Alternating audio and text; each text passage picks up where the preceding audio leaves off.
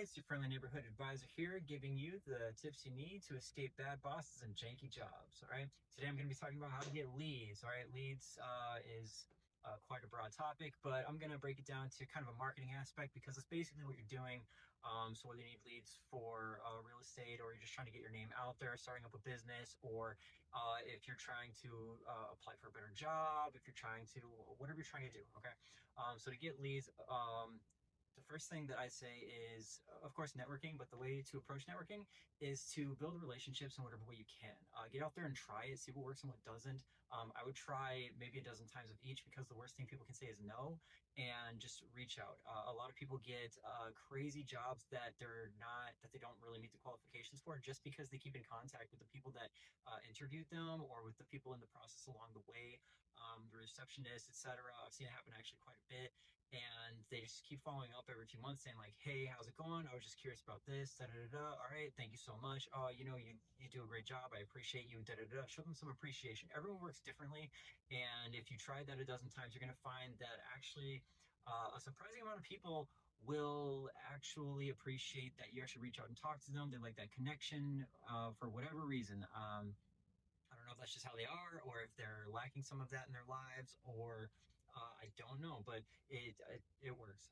So another tip regarding, I'm going to kind of stay on the networking path here because leads usually ends up being about networking in some way, unless you're going to go out, looking through like classifieds ads, or if you're going to like search on sites. That's not really, tips can't really help with that because Google already has that covered. That's not the same thing as a lead typically.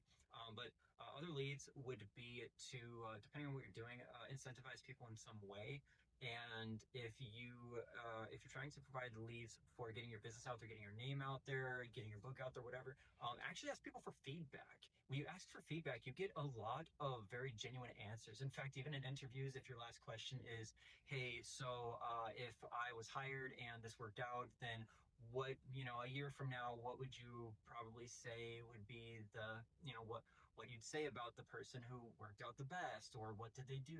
What is it that I could do that would be that, or etc." So if you basically ask them, they kind of give you the keys to the job, but also they give you answers to the interview where you can kind of see what they were looking for, and then you actually can provide your own tip on top of that to get them a better feel for how that works. It also tricks them into kind of envisioning you in the job, which actually is, in my experience, the highest percentage chance of people getting hired into a job is just if someone can visualize them being in the job. That's also same for actually when you're selling properties as well, if you're in real estate, whatever. But once people visualize being in a home, that's when a lot of realtors I know say that they can tell the place is sold, is when people start saying where they're putting the furniture, this, that, this, that.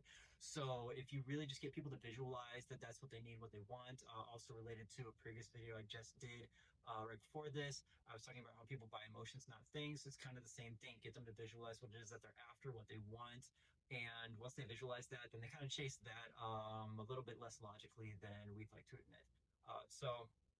Regarding leads, just kind of connect with people, try to get feedback. If you ask for feedback, a lot of people will give feedback. If I ask people to, if I say, hey, I've got a new book, I've got a new program, I've got a new business, da da da, come da da da. It's interesting how even if it's great, even if people say, hey, this sounds good, I really like it, I like what you do, even if I have a great job available, a surprising amount of people actually say no if they're working at like a not as good job. But once they kind of visualize themselves being in that job, once they kind of visualize, if you say, hey, can I get some feedback on this?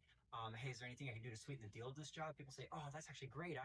When can I get in on this? If you say, hey, here, my book, I want some critiques on it. For some reason, people feel a strong need. Maybe it's the need to correct. I've seen that quite a bit. People feel the need to correct or to set the record straight or whatever it is. It's also a psychology uh, uh, tip used in with the FBI, CIA, with a lot of military professionals that they use, is they'll purposefully say something wrong because then it gets people talking to try to set the record straight, and that's kind of funny and interesting.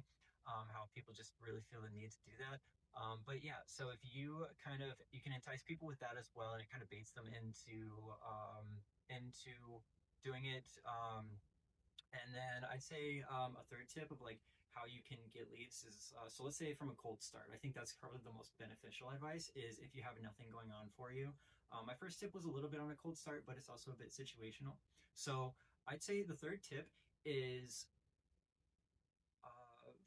from cold start, what I would do is I would figure out what is the what is it why would people want to do this thing, whatever it is. So if it's, let's say you're like a real estate agent, I think that one's like a very salesy area. So why would people want to come to you? Why would people want to recommend you? Why would your name be in people's mouths when that's not a very common thing to be spoken about? So you can provide incentives, and you also can touch back with them too. If you have a successful sale, for example, you just reach out later and you say, "Hey, how's it going?" And be kind of clear. Don't you don't want them thinking you can actually do something about their problems, but at least if you're checking up, then they still feel like, okay, this person cares. They're also reminded you exist. They're reminded how great things worked out. Usually things work out great, and if they're not great, then it's not your fault anyway. But you can help them usually with a simple Google search or with experience that you gained from other people that have done the same thing. But you check in, and it shows that you really do care, and that it's not just about the money. And so then you also can say, at closing, you can just offer them something that is really cheap and easy to get. You can find a bestseller book of some kind, or you can find, maybe on uh, I forget how people have done this, but they can get like audiobooks for like $1 a piece, and then they can just give that audiobook to them and say, hey, here's an audiobook you can try out, da da da da, whatever that's related to something going on in their life, whether it be parenthood, them trying to be entrepreneurs themselves, whatever. Just find a bestseller on Amazon and just put that in there. But if you just so you can follow up with them, but also it's enticing people to speak word of mouth. So you can also say, hey, if you recommend me someone and they actually like get a place, then I'll give you $50. And it's getting your name out there. And once your name's out there enough, then you're just kind of the go-to. Once you have enough ratings and such, you start showing up in searches. So the goal is not to get big. The goal is to get in searches, because once you're there, it's kind of like once you're on top, you stay on top. If I look on YouTube, I'm going to see the top people, even if they're not that interesting, because they're the top. And so because they're at the top, they stay at the top. Whereas people that are truly interesting, how do they get found? So the trick is actually getting up there, being popular, and having your name mentioned.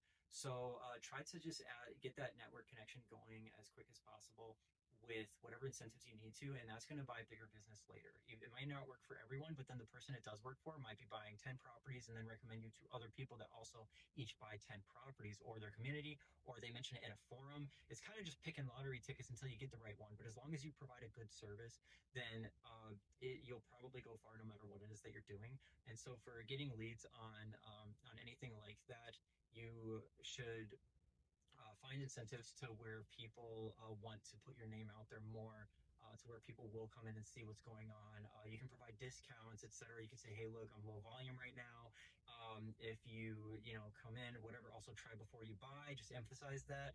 That's out there a lot nowadays, but just think about the way that you present it so that it really sounds easy for them to do. Just make it seem like you'll do all the work, and people respond to that really well as well. So those are my tips pretty much. So I hope that helps somebody out there. You all take care and have a wonderful day.